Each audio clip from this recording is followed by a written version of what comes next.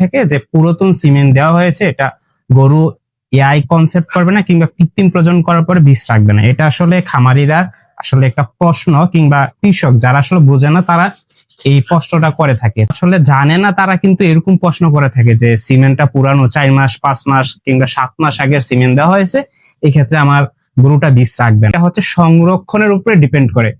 যেটা দেওয়া হয় গরুকে, এটা বীজ কিংবা সিমেন্ট কিংবা শুকানো যেটাই বলেন, এটাকে কিন্তু আসলে আপনি যতক্ষণ সংরক্ষণ করতে পারেন ততক্ষণ ভালো থাকবে।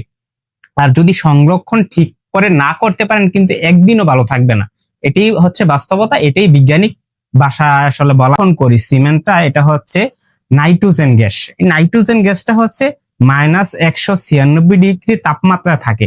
ওইটা যদি আসলে ওই নাইট্রোজেন যদি চুবিয়ে একটা সিমেন্ট রাখা হয়, এটা হাজার হাজার বছর আসলে বিজ্ঞান রিসার্চ করে দেখেছে যে হাজার হাজার বছরও কিন্তু এটা উজ্জীবিত অবস্থায়, অর্থাৎ ঘুমন্ত অবস্থায় সিমেন্ট গুলা শুকানো গুলা থাকবে। এবার বাতাসের মধ্যে 1 থেকে 2 মিনিটের উপরে এটাকে রাখা হয়, এটার কিন্তু কার্যক্ষমতা নষ্ট হয়ে যাবে কিংবা শুক্রাণু গুলা যে কার্যক্ষমতা, স্বাভাবিক কার্যক্ষমতা, এটা ফিরে আসতে পারবে না। এটা আসলে থাকবে, এটা ভালো থাকবে।